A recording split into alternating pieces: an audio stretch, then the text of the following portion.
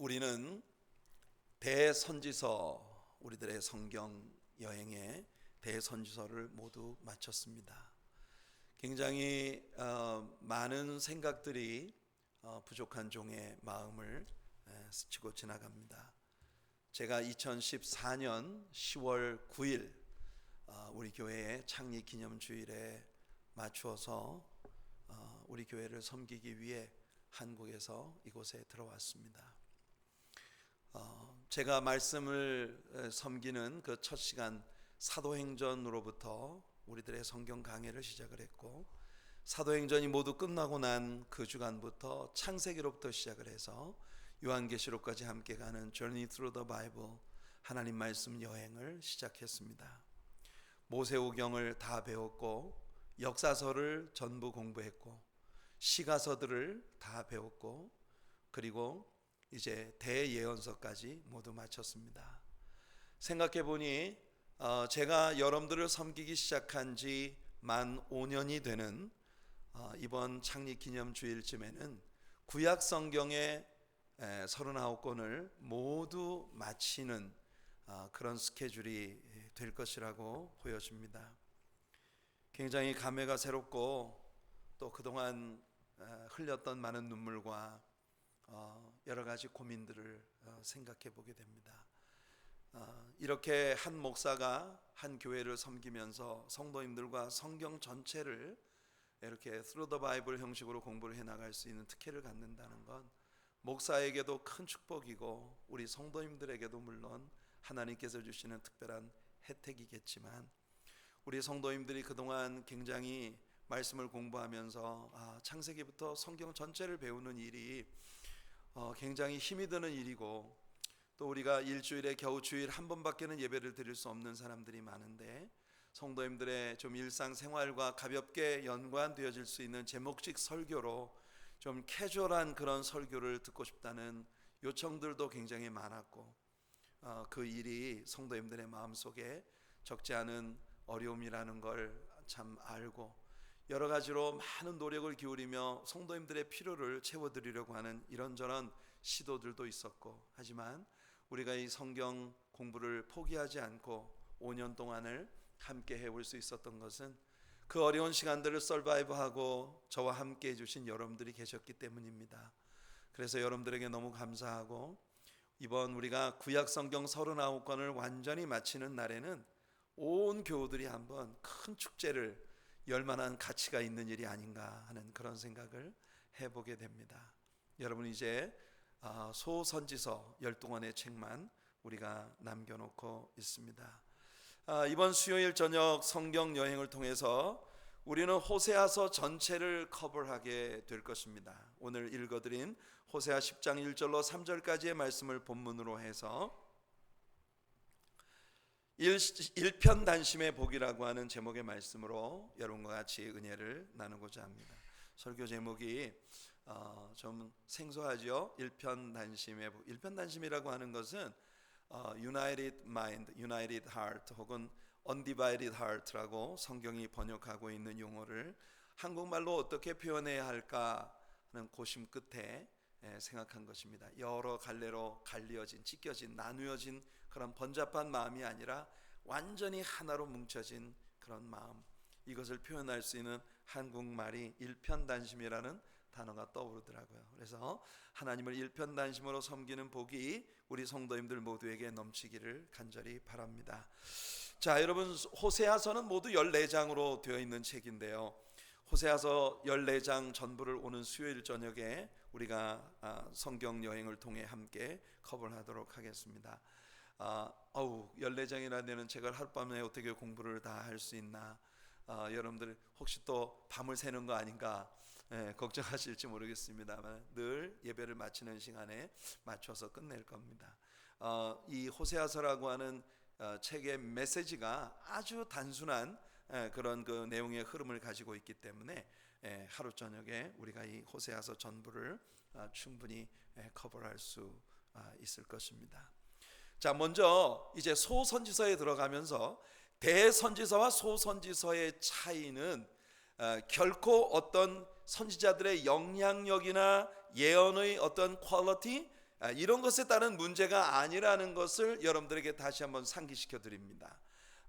대개 major prophets, minor prophets 이렇게 대선지, 소선지라는 용어 자체가 성도님들에게 딱 들으면 일단 메이저 리그를 생각하게 되는 그런 경향이 있는 것 같아요. major, minor.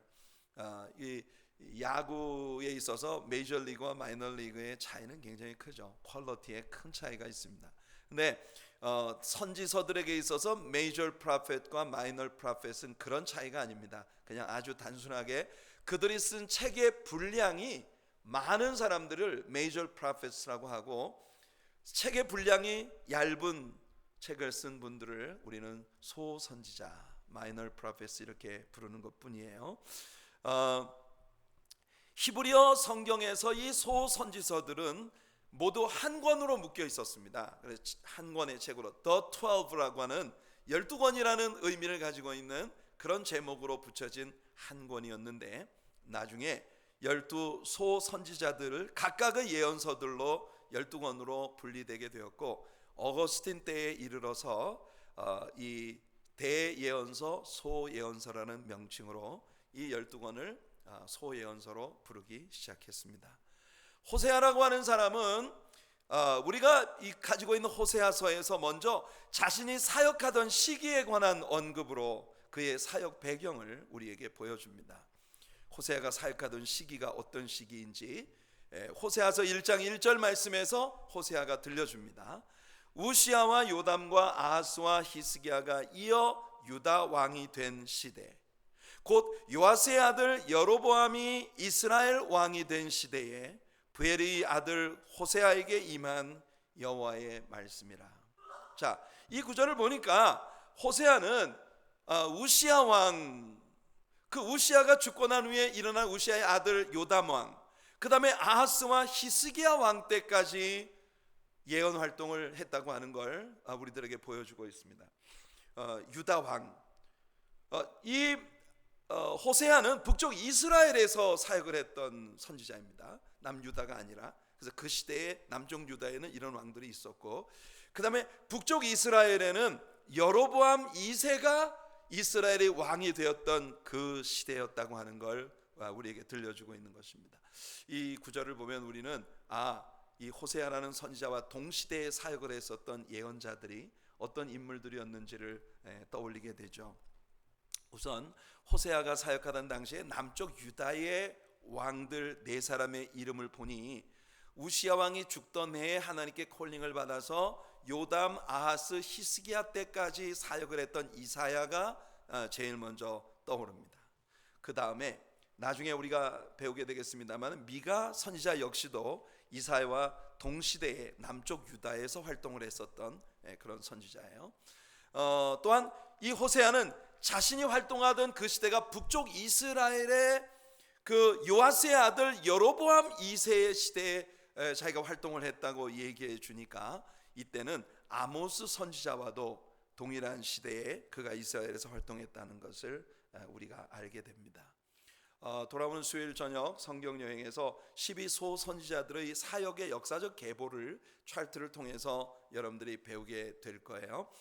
그렇게 전체적인 이 남쪽 북쪽 왕들과 선지자들의 역사적인 백그라운드에 대해서 간략하게 우리가 공부를 하게 되겠습니다만, 일단 호세아를 배우고 있는 오늘 이렇게 호세아의 시대적 배경에 대하여 잠시라도 짚고 넘어가는 것이 여러분들에게 도움이 되리라고 생각했습니다. 호세아라고 하는 사람의 이름은 무슨 뜻인가요? 여러분, 성경 퀴즈 지금까지 열심히 배워오셨는데 호세아 무슨 뜻이에요? 그렇죠, 구원입니다. 아주 여러분들이 잘 대답을 하셨어요. 호세아는 구원이라는 의미를 갖고 있습니다. Salvation. 여러분, 호세아 하면 탁 떠오르는 이 호세아 선지자 말고 또 다른 인물이 누가 있죠? 여호수아. 맞습니다. 여러분들 이제 거의 성경 박사세요. 여호수아도 원래는 옛날 이름이 호세아였어요.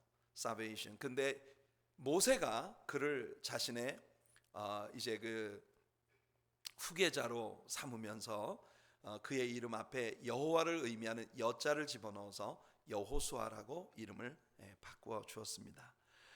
이 호세아라는 사람은 이렇게 구원, salvation, 구원이라는 의미를 가지고 있는 이름을 가진 사람이에요.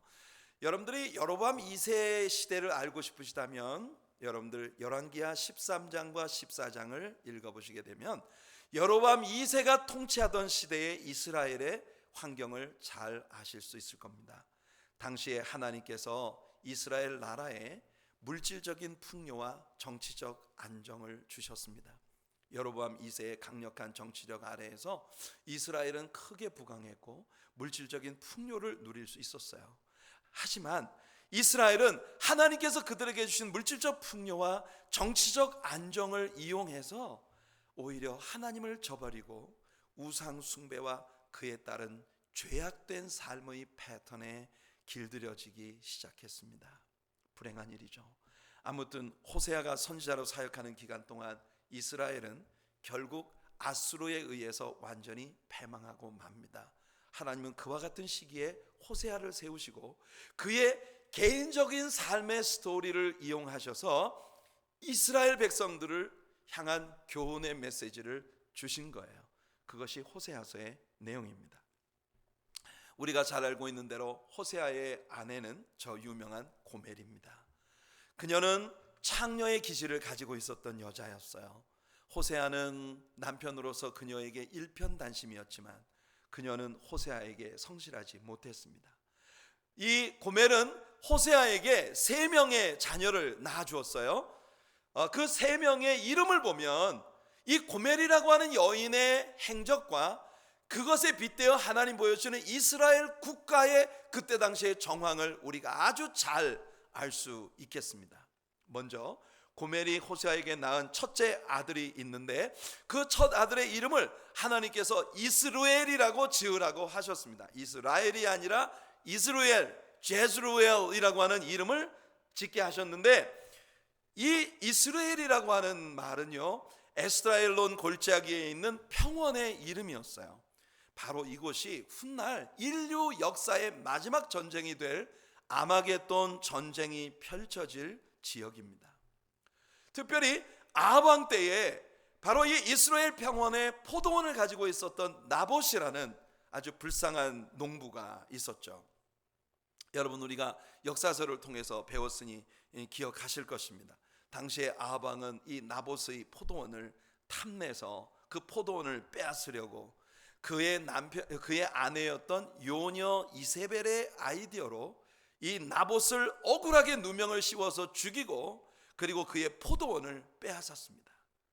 이 일로 훗날 아합 자신이 나봇에게 행했던 대로 비참하게 죽임당하고 그 피를 나봇에게 그랬던 것처럼 개들이 와서 핥을 것이라고 하는 끔찍한 징계가 하나님께로부터 선포되었고요. 그리고 이 이스라엘 평원은 역사 속에 많은 피를 흘리는 전쟁터가 될 것이고 하나님은 그 불의한 피 흘림에 대한 인류 역사의 마지막 전쟁이 될 아마겟돈 전쟁을 바로 이 자리에서 일어나게 하실 것이라고 그것을 통해서 보응하실 것이라고 말씀을 하셨던 것입니다. 이 이스라엘이라고 하는 단어의 의미는 God will scatter, 하나님께서 흩어버리신다는 의미를 가지고 있어요. 자, 하나님께서 흩어버리신다고 하니까 이것은 뭔가 하나님의 징계가 선포되고 있는 메시지이지만 그래도 아직 이스라엘이라고 하는 이름 속에는 그래도 여전히 너는 내 백성이라고 하는 하나님의 의중이 분명히 나타나 있는 이름이라는 거예요.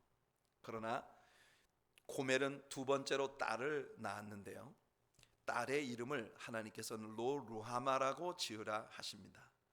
여러분 우리는 히브리 말에 명사 앞에 로라고 하는 단어가 나오면 이 말은 무엇이 아니다, not 혹은 never 이런 의미를 가지고 있는 단어라고 하는 걸 배웠어요. 우리가 그 다윗이 무비보셋을 그렇게 찾을 때 무비보셋이 다윗을 피해서 도망을 쳤던 땅이 로드발이라고 하는 마을이었다고 하는 걸 배웠습니다. No pasture, no rest. 초장도 없고 안식도 없고 쉴 곳도 없는 아주 불편한 땅을 일컫는 말이었다는 걸 우리가 배웠죠. 그때 로라고 하는 말이 뭐가 없다 이런 의미라 no pasture, 이런 의미라는 걸 배웠어요. 로 루하마라고 하는 이 이름의 뜻은 Never knew a father's pity. 이 말은 아빠의 동정을, 아빠의 긍휼히 여김을, 아빠의 어여삐 여김을 일체 받지 못한 딸이라고 하는 그런 의미가 되겠습니다. 이 이름의 의미는 이 아이의 아빠가 누군지 정확히 알 수 없다는 그런 의미를 내포하고 있어요. 이스라엘은 여호와 하나님의 동정을 받지 못할 것이다, 여호와 하나님의 긍휼을 받지 못할 것이다. 왜냐하면 너희는 내 백성이라고 너희가 주장하지만 사실은 너희 살아가는 삶을 보면 너희가 내 백성인지 확실치가 않다. 이런 개념의 메시지가 이 둘째 딸 로 루하마라고 하는 이름 속에 내포되어 있었던 겁니다. 그 다음에 세 번째로 고멜은 호세아에게 아들을 낳았는데 그 아들의 이름은 로암미였습니다.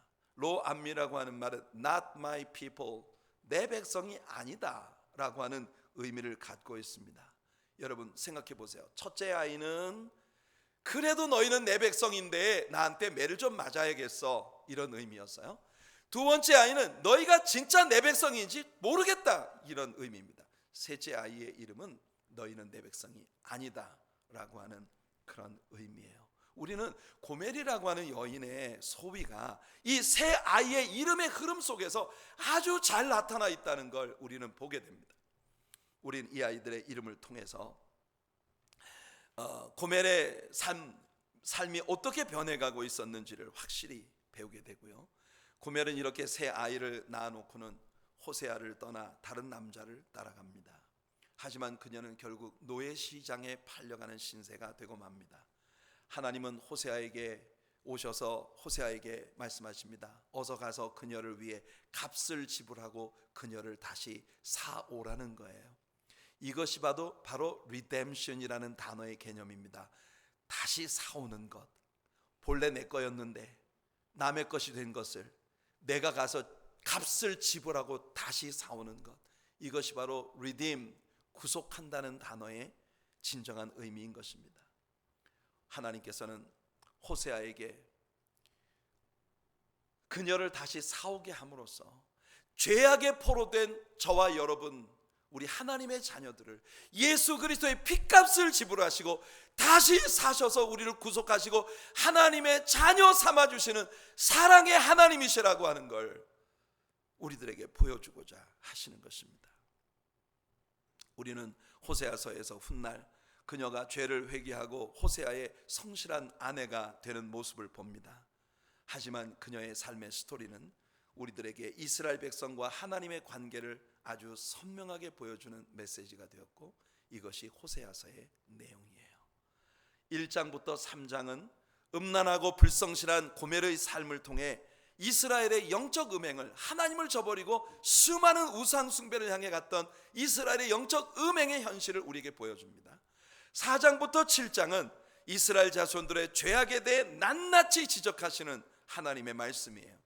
그들의 죄는 먼저 종교 지도자들의 죄로부터 시작이 되었습니다. 그리고 이교 예배에 연루되고 우상을 숭배하고 그들의 형제 나라인 유다와 전쟁을 불사하는 이 욕심을 통해서 죄를 지었습니다.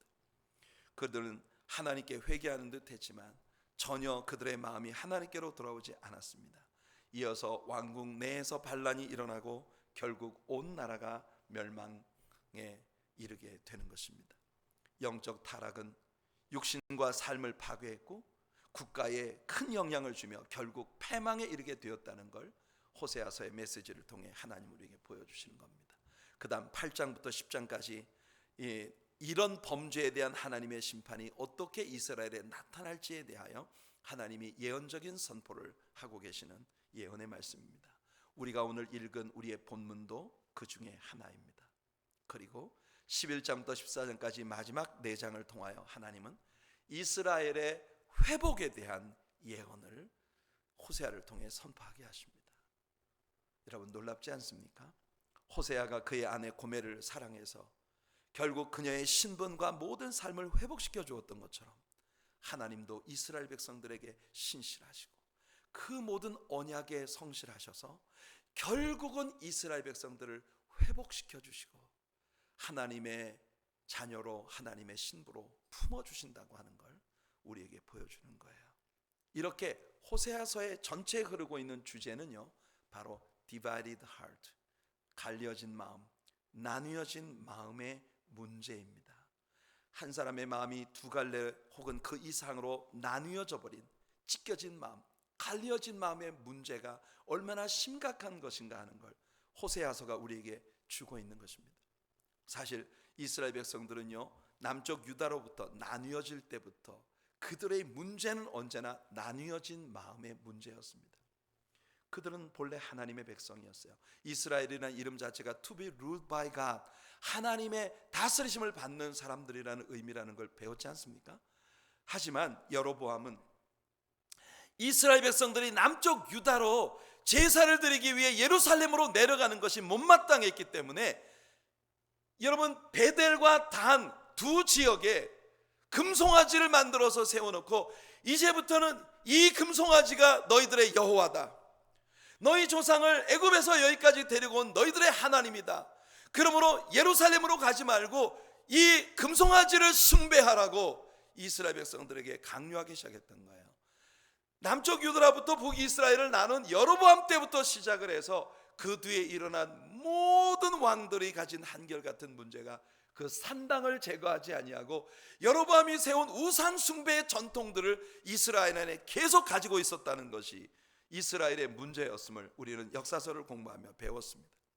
이때로부터 이스라엘은 계속해서 하나님을 인정하는 이스라엘이라는 이름을 가지고 있으면서 동시에 다른 한편으로는 다양한 우상들을 숭배하는 삶으로 길들여지기 시작한 것입니다. 아마도 한때 기독교 국가였다고 자처했던 미국이란 나라처럼 말입니다. 이스라엘 백성들도 동일한 그런 무드를 갖고 있었을 거예요. 같은 통계 숫자를 자랑하고 있었을지 모릅니다. 한때 미국은 95% 정도의 사람들이 하나님의 존재를 믿는다고 했었던 나라입니다. 그들 가운데 87%는 연중 몇 차례씩은 반드시 예배에 참여한다고 고백을 했었습니다. 그것이 미국이었습니다. 아마 이스라엘도 마찬가지였을 것입니다. 그들도 하나님의 존재를 믿는다고 자랑했을 것이고, 연중 몇 차례는 반드시 하나님이 정한 절기에 성전에 나아가 제사를 드렸다고 말했을 것입니다. 아마도 종교가 자신의 개인적 삶의 가장 중요한 부분이라고 자처했던 92%의 미국 사람들처럼, 그렇게 이스라엘 사람들도 하나님이 내 생에 가장 귀한 분이라고 자랑했던 때가 있었을 것입니다. 하지만 그들이 그렇게 입술로 고백하는 것과 그들의 생활의 열매가 전혀 일치하지 않았다는 것이 문제였습니다. 저는 오늘날의 교회 안에 있는 많은 크리스찬들이 동일한 문제를 안고 살아가고 있다고 하는 것을 압니다. 아마 여러분들 많은 분들이 느끼실 거예요. 호세아 당시 여로보암 2세의 치적으로 이스라엘은 많은 물질의 풍요와 정치적 안정을 누렸습니다. 하지만 그와 같은 삶의 축복에 대해 그들은 하나님께 대한 인식이 전혀 없었어요. 그들은 그 축복의 삶의 열매들을 하나님께 가져오지 않았습니다. 왜? 하나님을 인정하지 않았으니까. 그들은 오직 자기가 잘나서 이렇게 부자가 되고 자기가 잘나서 이 모든 걸 이렇게 잘하고 있다고 믿고 있었으니까 그들의 삶에 사실상 하나님께 대한 룸이 없었던 것이에요. 오늘 우리들의 본문이 뭐라고 말합니까? 하나님이 물질을 풍요하게 부어주셨더니 남아도는 소득을 가지고 제단을 만들었고 하나님이 아닌 다른 신들의 우상과 신전들을 만드는데 그 남아도는 물질을 썼습니다. 그들은 쾌락의 신 몰렉을 섬겼습니다. 스포츠, 리저 이런 것에 집중하는 그런 일들이죠. 물질적인 부의 신 매몬을 섬겼습니다. 그들의 삶에는 하나님이 아닌 돈이 전부였습니다. 그들은 성과 다산의 여신인 아스타롯을 섬겼습니다. 여러분, 오직 인간적인 그런 쾌락이 그들의 삶의 전부였어요. 그들은 이런 것들이 정말 자신의 삶을 지배하고 있는 신이라고 믿고 있었던 것이에요. 따라서 그들이 추구하는 것이 그들의 삶의 최우선순위가 될 수밖에 없었던 것입니다. 그런 식으로 그들의 이상과 현실은 점차 멀리 떨어지기 시작한 것이에요. 토요일이면 그들은 회당에 나아가 토라를 읽고 약간의 기도를 드렸겠죠. 하지만 나머지 한 주간은 그들 자신의 정욕에, 그들 자신의 인간적인 욕심에 충실하며 살았습니다. 하나님은 그들이 안식일을 어기지 않도록 안식일에 하나님을 섬기는 일 이외에는 아무것도 하지 못하게 하셨습니다. 하지만 그들의 마음은 이미 갈라져 버렸기 때문에 안식일에 매몬을 숭배하고 돈을 찾아 안식일에도 성전을 떠나가는 이런 일들이 그들에게 비일비재해 벌어지고 있었던 것입니다. 예수님도 오늘날의 신자들에게 같은 문제가 있다는 걸 지적하셨습니다. 마태복음 6장 24절에 예수님 말씀하십니다. 한 사람이 두 주인을 섬기지 못할 것이니 혹 이를 미워하고 저를 사랑하거나 혹 이를 중히 여기고 저를 경히 여김이라. 너희가 하나님과 재물을 겸하여 섬기지 못하느니라. 여기 예수님 말씀하신 재물이라는 단어가 킹 제임스 버전에 보면 매몬이라고 하는 단어입니다. 이스라엘이 구약에서 섬겼던 물질의 신 매몬. 예수님은 하나님과 매몬을 동시에 숭배할 수 없다고 말씀하셨습니다. 오늘 사는 우리들에게도 동일한 문제가 언제나 도전해 오고 있죠. 우리는 성경에서 하나님을 향해 오직 일편단심이었던 참으로 undivided heart, 나뉘어지지 않은 마음을 품고 살았던 사람들의 이야기를 읽습니다.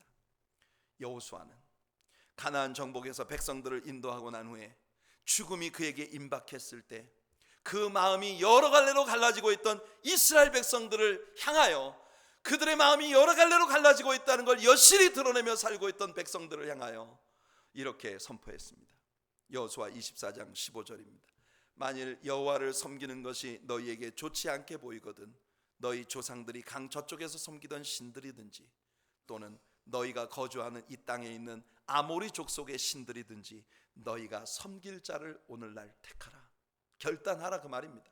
오직 나와 내 집은 여호와를 섬기겠노라.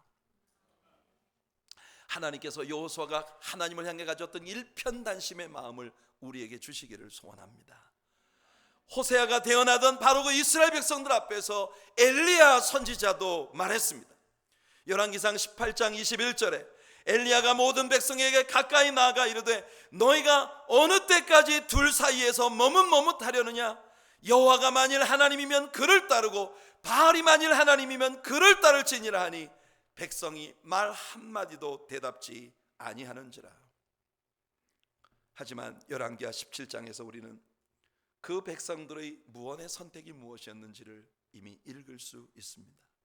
열왕기하 17장 33절에 이와 같이 그들이 여호와도 경외하고 또한 어디서부터 옮겨왔든지 그 민족의 풍속대로 자기의 신들도 섬겼더라. 여러분이 얼마나 어처구니 없는 일입니까? 어쩌면 이것이 오늘날 많은 신자들의 문제이고 많은 교회들의 문제가 아닌가 생각됩니다. 모두가 하나님을 경외한다고 자처하지만 삶 속에 혹은 예배 형태 속에 어디서 옮겨온 것인지도 알지 못하는 국적불명의 종교적 형식과 전통들 그리고 풍속들이 가득 들어차 있는 것이에요. 그런 삶에서 얼마나 많은 타협들이 이루어지고 있겠습니까? 사탄은 예수님께 와서 도전했습니다. 뭐 그렇게 고지식하게 굴어? 너는 하나님의 아들이면서 왜 십자가 같은 그 끔찍한 길을 가려고 해? 얼마나 좋은 방법이 있어. 이 돌을 가지고 떡을 만들어 봐. 인기 짱일 거야. 요즘 애들 말로 킹왕 짱일 거야.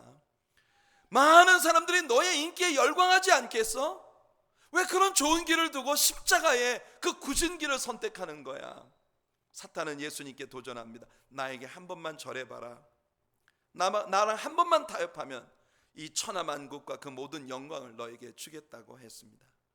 하지만 예수님은 단호하셨습니다. 사탄아 물러가라. 기록되었을 때 주 너의 하나님께 경배하고 다만 그를 섬기라 하였느니라. 바울도 우리들에게 같은 개념의 교훈을 줍니다. 로마서 6장 16절 너희 자신을 종으로 내주어 누구에게 순종하든지 그 순종함을 받는 자의 종이 되는 줄 너희가 알지 못하느냐? 혹은 죄의 종으로 사망에 이르고 혹은 순종의 종으로 의에 이르느니라. 성도 여러분, 나누인 마음, 갈린 마음은 사람으로 하여금 아무 일에도 뜨겁지 못하게 만듭니다. 선한 일, 아름다운 하나님의 역사하심에도 항상 냉소적인 태도를 취하죠. 믿는 것 같으면서도 결정적인 때에 자신에게 믿음이 없다는 걸 여실히 드러냅니다. 그렇다고 아주 믿지 않는 사람처럼 살지도 못합니다. 왜냐하면 하나님이 너무 두렵기 때문에. 그래서 늘 미지근한 상태를 취하게 되는 거예요. 미지근하다고 하는 건 뜨거운 것과 차가운 것이 섞여버린 것 아니겠습니까?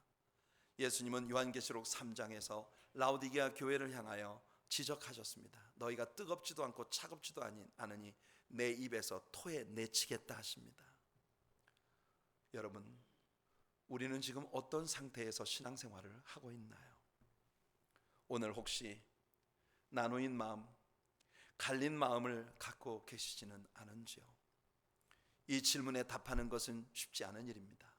왜냐하면 예레미야가 말했던 것처럼 인간의 만물은 만물보다 거짓되고 심히 부패했고 다 치우쳐 악을 행하는 것이기 때문입니다.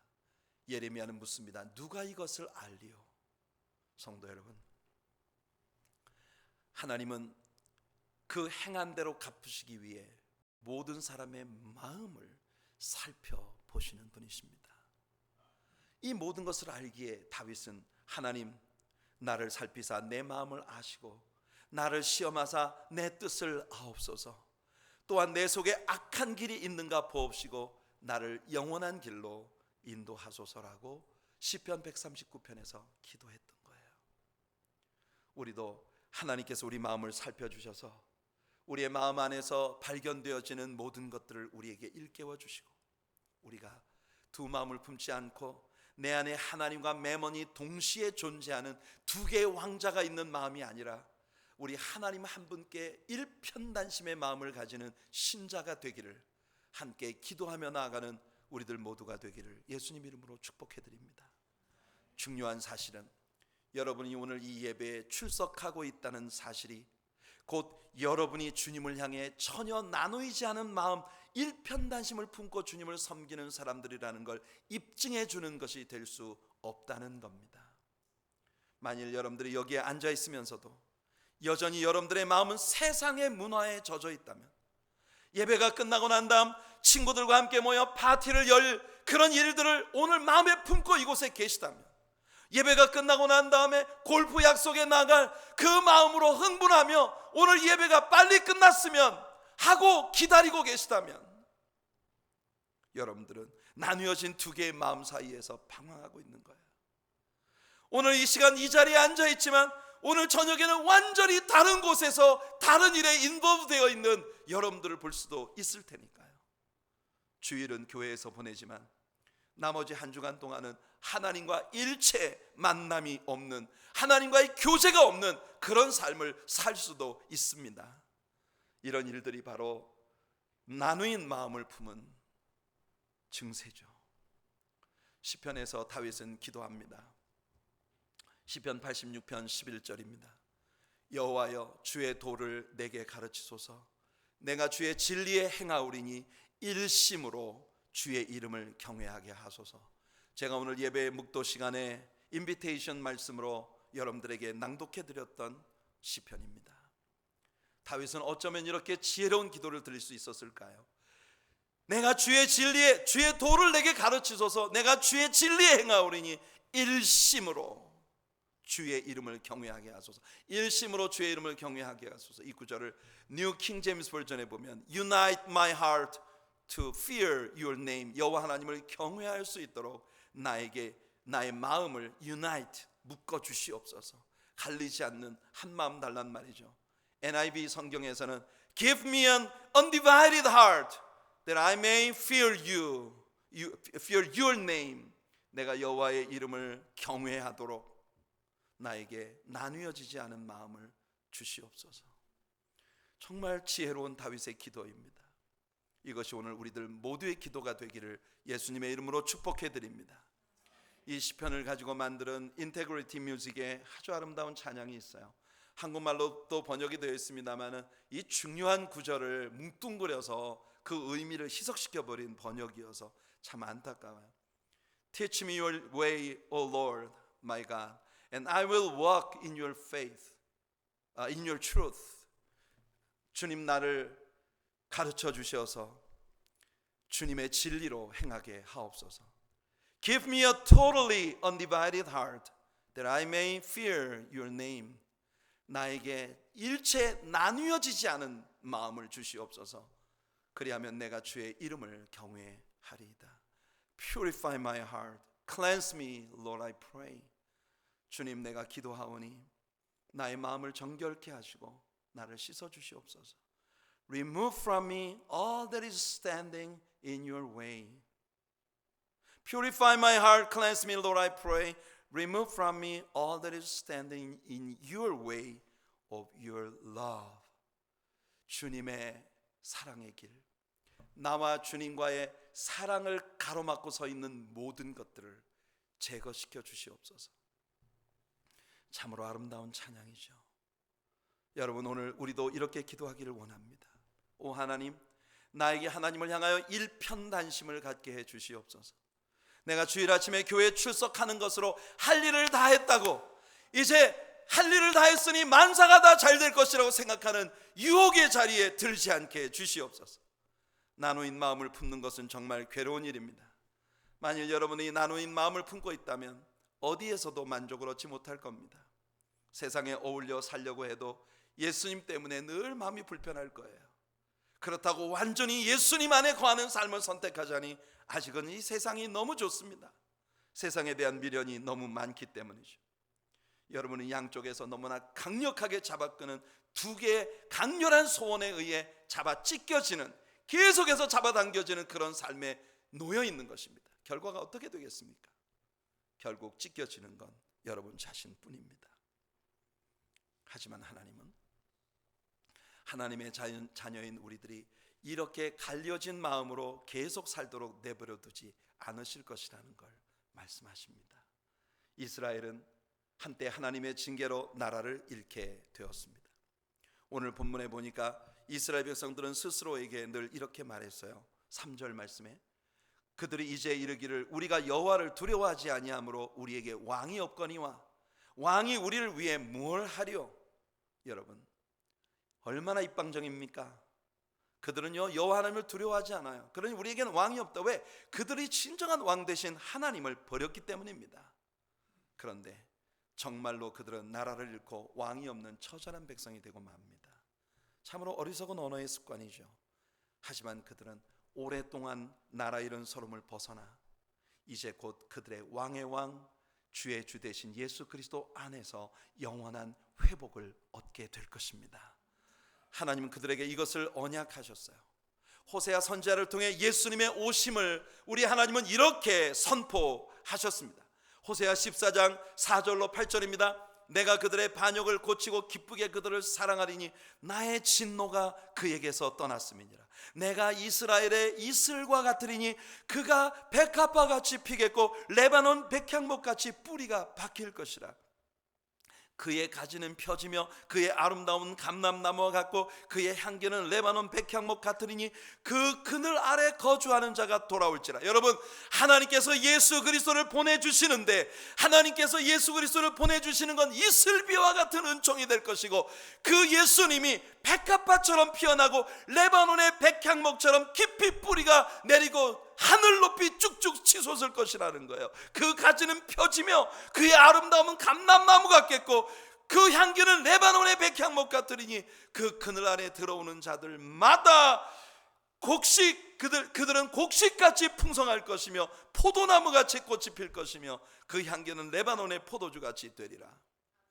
에브라임, 즉 북이스라엘입니다. 에브라임의 말이 내가 다시 우상과 무슨 상관이 있으리요 할지라 내가 그를 돌아보아 대답하기를 나는 푸른 잣나무 같으니 내가 나로 말미암아 열매를 얻으리라 하리라. 푸른 잣나무처럼 일체 변함이 없으신 하나님의 은총이 이스라엘 백성들에게 다시금 회복의 은혜를 주실 것을 약속하고 계신 거예요. 하나님 그들에게 한 마음을 원하십니다. 호세아는 계속 부르짖습니다. 호세아 6장 1절로 3절입니다. 오라 우리가 여호와께로 돌아가자. 여호와께서 우리를 찢으셨으나 도로 낫게 하실 것이요 우리를 치셨으나 싸매어 주실 것임이니라. 여호와께서 이틀 후에 우리를 살리시며 셋째 날에 우리를 일으키시리니 우리가 그의 앞에서 살리라. 그러므로 우리가 여호와를 알자, 힘써 여호와를 알자. 그의 나타나심은 새벽빛같이 어김없나니 비와 같이 땅을 적시는 늦은 비와 같이 우리에게 임하시리라 하니라. 할렐루야. 여러분이 오늘 얼마나 괴로움 가운데 있다 하더라도 바로 이 시간 주님께로 돌아와 일심으로 주님을 경외하며 주님만을 섬기는 삶을 향해 뜻을 정하신다면 하나님은 여러분의 찢겨졌던 삶을 치유하시고 천갈래 만갈래 찢겨졌던 여러분들의 마음을 싸매어 고쳐주실 것입니다. 이틀 후에는 다시 살리시고 제3일에 우리를 일으키실 것입니다. 예수님이 우리의 죄를 대속하기 위해 십자가에 죽으시고 이틀 후에 다시 살리심을 받고 3일의 무덤에서 일어나신 것처럼 말입니다. 우리도 예수님처럼 항상 우리 하나님 아버지 앞에 살게 될 것입니다. 그리고 우리가 이 땅에 살아가는 모든 날들 동안 새벽빛같이 일정하게 우리를 만나주시는 하나님과의 교제를 즐길 것이고 땅을 적시는 비처럼 우리에게 임하시는 하나님의 임재의 영광 속에서 살아가게 될 것입니다. 이것이 진정한 신앙의 은총이에요. 사랑하는 친구들이여, 우리 하나님께 일편단심의 마음을 구합시다. 오라 여호와께로 돌아가자. 부르짖던 호세아 선지자처럼 우리들 모두 하나님께로 돌아갑시다. 천갈래 만갈래 찢겨지고 나뉘었던 모든 마음을 일편단심 우리 하나님께 묶어 올려드리는 이 시간이 되기를 예수님의 이름으로 축원해 드립니다.